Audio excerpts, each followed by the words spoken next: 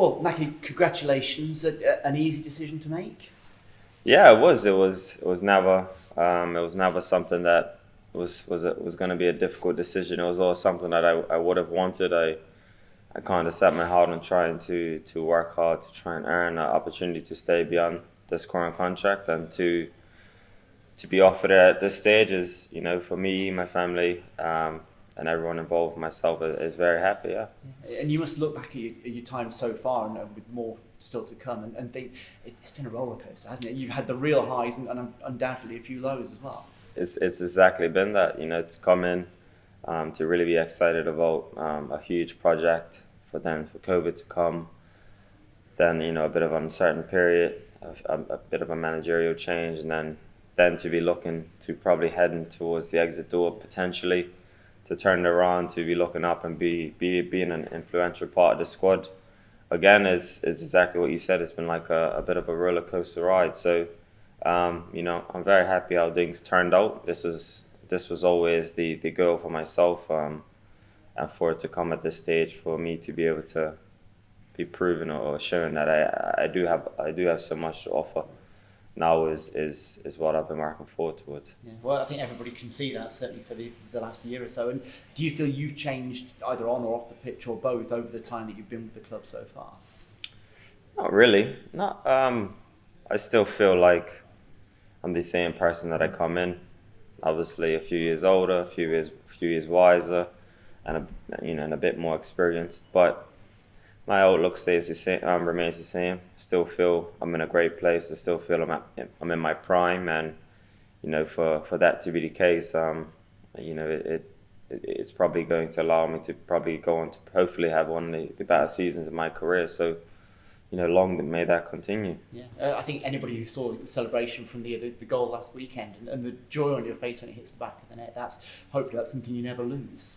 No, trust me. It's an addiction. It's a feeling that only people who, are really goal scorers, are natural goal scorers, strikers who thrive off that really know what I'm talking about. And I think you speak to players who have scored a lot of goals will tell you, like, it's never enough, and every goal has the same value, importance.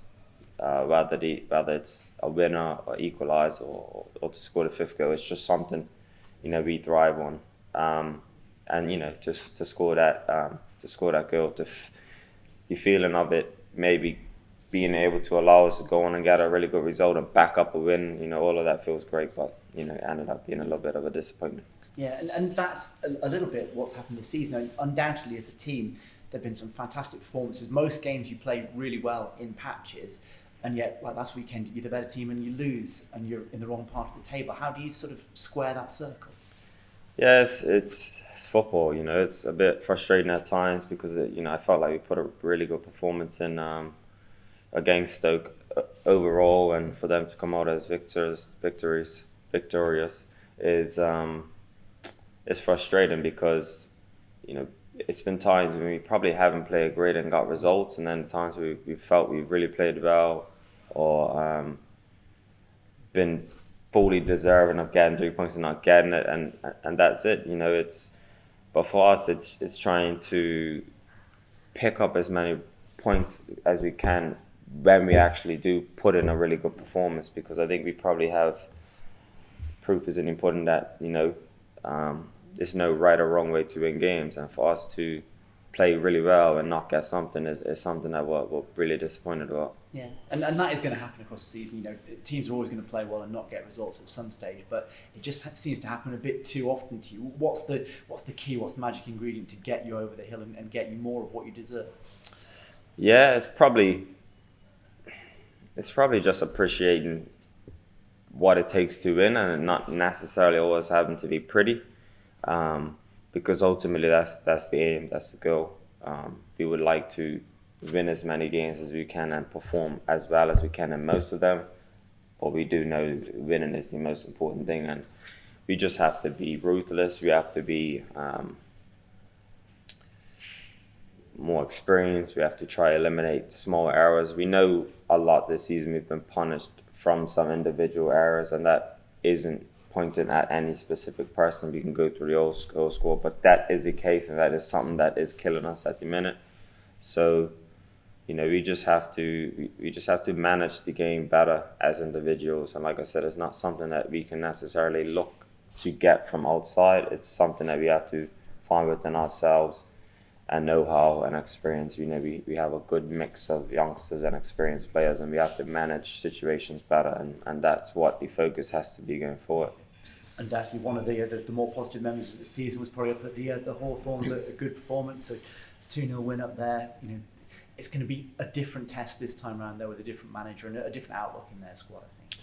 Yeah, it will be. That was a really, really good performance from us. I would say a professional, top class away performance. It wasn't pretty, it was effective. It only looked like there was going to be one winner, even though they were probably more dominant. We scored at key times, and our focus was keeping a clean sheet and being ruthless, and that's exactly what we've done. So I would look at that as one of the really well away performances. Now it's a new task, new manager, slightly new system, potentially a few different faces in their side, a team that's probably done very well in recent form. Obviously, I watched their game the other night, so I know exactly what to expect. But they look drilled, they look difficult to break down, they look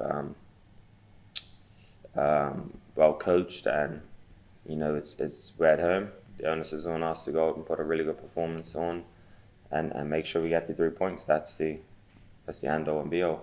Thank you very much. Cheers. Ed mentioned about you. You said you hadn't changed as a person. I just wondered if you changed as a player since you signed.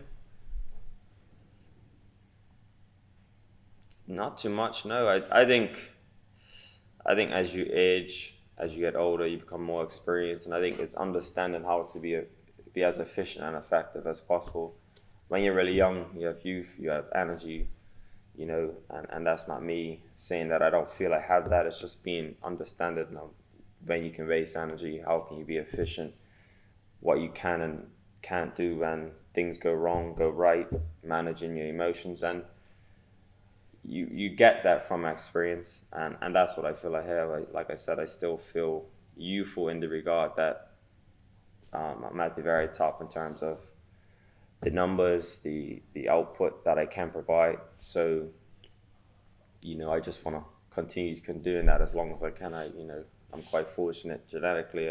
I'm able to do that at this stage in my life. Yeah. Other aspects of the game that you talk about when you were young that you didn't do when you were young that potentially you're doing. I mean, the obvious one would be kind of your I know it's boring, but the defensive side of the game. Do you think you're sort of better at that side of the game than perhaps where you were?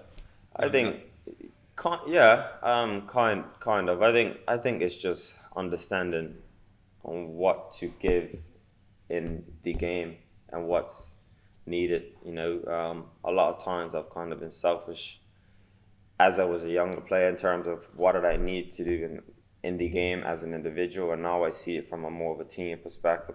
If I'm playing with somebody, I can probably understand more of what I might need to do because of his strengths and his weaknesses. Where when I was younger, it was probably about what I can do, and sometimes partnerships and things like that may not have thrived because you couldn't. For example, I'm playing with Tommy at the moment, and I can't understand what his strengths are. We have a lot of similar strengths, but I can kind of pick up areas in which he's probably not likely to come, and make sure we're not doing the same things. Whereas he can just go out there and kind of focus on his strengths because I can kind of vary it on what we need as a team, and I think that's what's helped us to be able to make things work together so far, and that can go with anybody. I think I'd probably be able to understand of what the partnership needs, and for me to be doing what was going to help us be at our best together. How does Saturday's result, the fact we probably should have won the game or at least got a point, how does the dressing room go from kind of the disappointment of that, players making mistakes and how they feel, and how do you kind of snap out of that to then go to the next game? Because it's quite a difficult, because it's easy we kind of look at it on a very sort of game by game basis, but obviously you're feeling it every day. So how do you kind of readjust to them playing on Boxing Day against a really good West Brom team, very much in form? to kind of get yourselves up again? How do you kind of put that behind you? Yeah, I think, I'd give credit to the manager and how he deals with that. It's never really too much of a high, and it's never really too much of a low. I've had that at times, and if a manager's maybe comes down on the squad or on the group, or it's almost like punishment when things don't go right, because obviously we can look at it and see that it wasn't lack of application, it wasn't lack of effort, it wasn't lack of